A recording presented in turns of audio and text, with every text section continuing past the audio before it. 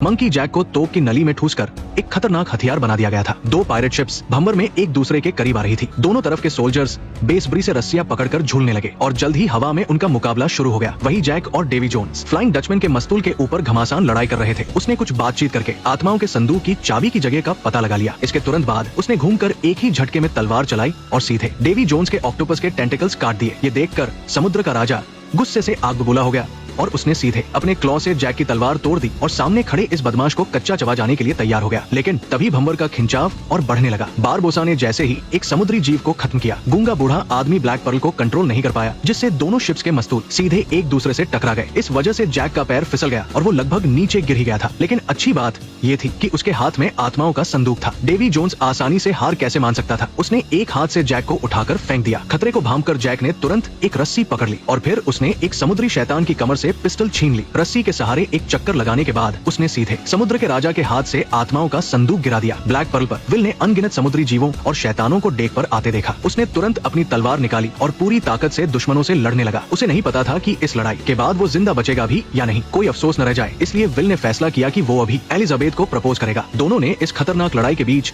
अपने प्यार का इजहार किया। इसके बाद उन्होंने बारबोसा से उनकी शादी करवाने को कहा। बचपन से एक दूसरे को प्यार करने वाले इस जोड़े ने तूफानी बारिश में एक दूसरे से वादा किया और अपने अनोखे रोमांटिक पल की शुरुआत की। विल टर्नर, क्या तुम मुझे अपनी पत्नी के रूप में स्वीकार करते हो? बीमारी में और सेहत में सेहत वाली लाइन आखिरी हो। प्लीज, मैं तुम्हें स्वीकार करता हूँ। कैप्टन होने के नाते मैं तुम्हें पति पत्नी घोषित करता हूँ। Thank you. डेवी जोन्स ने नीचे छलांग लगा दी और रॉयल नेवी के हाथ से अपनी तलवार वापस छीन ली और आत्माओं के संदूक की तरफ चल पड़ा। खतरे को भांपकर जैक ने रस्सी का इस्तेमाल करके आसपास के दुश्मनों को खत्म किया और एक कदम आगे बढ़कर संदूक के सामने आ गया। लेकिन अफसोस, उसका हथियार डेवी जोन्स पहले ही तोड़ चुका था। आमने सामने की लड़ाई में जीतने का कोई चांस नहीं था। हारकर वो समुद्र के राजा को गोल गोल घुमाने लगा, पर डेवी जोन्स ने फिजिकल रुकावटों को नजरअंदाज कर दिया और जैक को खत्म करने के लिए सीधे खंभे के आर पार हो गया। जैक के पास कोई कारगर हथियार नहीं था। कुछ ही देर की लड़ाई में डेवी जोन्स ने उसे दूर फेंक दिया। जब उसकी जान पर बनाई तभी एलिजाबेथ ब्लैक पर्ल से झूलकर वहां आ गई। एक औरत होने के बावजूद वो समुद्र के राजा के सामने बिल्कुल भी नहीं डरी और जैक ने भी वो टेंटिकल देख लिया था जिस पर चाबी बंधी थी। एलिजाबेथ बहादुर तो थी, लेकिन आखिर में उसकी ताकत कम थी। कुछ ही देर में डेवी जोन्स ने उसे जमीन पर गिरा दिया। विल ने जैसे ही अपने पिता को संभाला, उसने अपनी पत्नी की चीख सुनी। वो तुरंत मदद के लिए आया और डेवी जोन्स के सीने में तलवार घूमती, लेकिन वो भूल गया था कि समुद्र के राजा का दिल आत्माओं के संदूक में है। इस हमले से उसे कोई नुकसान नहीं हुआ। डेवी जोन्स ने तलवार मोड़ दी और एक जोरदार लात मारकर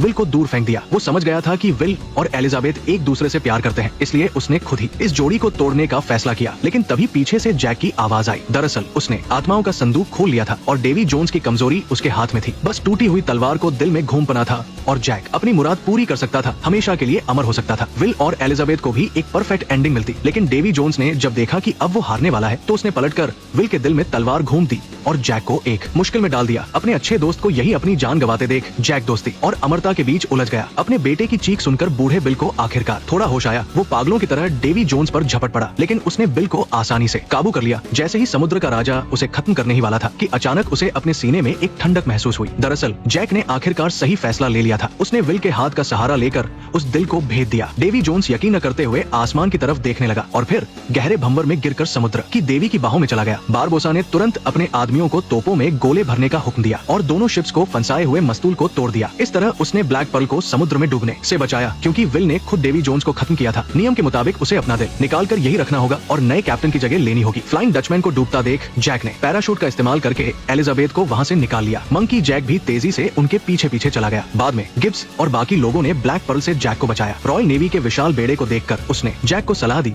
कि पायरेट्स की शानदार परंपरा के मुताबिक उन्हें अपनी जान बचाकर भागना चाहिए। जैक ने पूरे कॉन्फिडेंस के साथ सबको तेजी से आगे बढ़ने का आदेश दिया और सीधा रॉयल एंडेवर की ओर बढ़ गया। बैकेट ने देखा कि उन्हें अपनी मौत का डर नहीं है, तो उसने तुरंत अपनी सारी तोपें निकाल ली। लेकिन तभी फ्लाइंग डचमैन अचानक समुद्र से बाहर निकली। बैकेट ने भोलेपन में सोचा कि डेवी जोन्स अभी भी जिंदा है, लेकिन उसे क्या पता था कि अब विल ने कैप्टन की जगह ले ली है। सभी समुद्री जीवों को भी एक नई जिंदगी मिली थी। ब्लैक पर्ल और फ्लाइंग डचमैन ने मिलकर एंडेवर को घेरने की पोजीशन बना ली और एंडेवर के मुड़ने का रास्ता बंद कर दिया। जब तक बैकेट को एहसास हुआ कि वो एक जाल में फंस गया है, तब तक बहुत देर हो चुकी थी। उसका दिमाग सुन पड़ गया था। उसने कभी नहीं सोचा था कि उसे आज ऐसी हार मिलेगी। एंडेवर बीच में फंसा हुआ था और उसकी हार तय थी। बैकेट के दिल में विरोध करने का ख्याल तक नहीं आया। उसे लगा जैसे उसने अपनी किस्मत को स्वीकार कर लिया है। वो तोपों की बौछार के बीच शांति से सीढ़ियों से नीचे उतरा और अपनी बड़ी बड़ी इच्छाओं के साथ राख में मिल गया। कमांडर के मरते ही रॉयल नेवी के जहाज लड़ने का हौसला खो बैठे और जान बचाकर भाग गए। पायरेट्स ने आखिरकार अपनी हिम्मत से आजादी की ये लड़ाई जीत ली। एक शानदार कहानी यही अपने अंत पर पहुंची। विल ने अपने वादे के मुताबिक अपने पिता को आजाद करने का फैसला किया, लेकिन बूढ़े बिल ने यही रुकने का फैसला किया ताकि वो विल के बचपन की कमी को पूरा कर सके। फ्लाइंग डचमैन अगली बार 10 साल बाद किनारे लगेगी, इसलिए उसने विल से कहा कि वो जो भी करना चाहता है जल्द से जल्द कर ले। ब्लैक पर्ल पर गिब्स ने भी सोच समझकर एलिजाबेथ के लिए एक छोटी नाव तैयार कर दी थी। उन्होंने एक सुनसान आइलैंड पर एक खूबसूरत रात बिताई। विल ने अपने दिल वाला आत्माओं का संदूक एलिजाबेथ को दे दिया। भले ही अब वो 10 साल में सिर्फ एक बार मिल सकते थे, लेकिन उनका प्यार कभी कम नहीं होगा और वो हमेशा एक दूसरे को चाहेंगे। एलिजाबेथ की नजरों के सामने विल फ्लाइंग डचमैन को चलाते हुए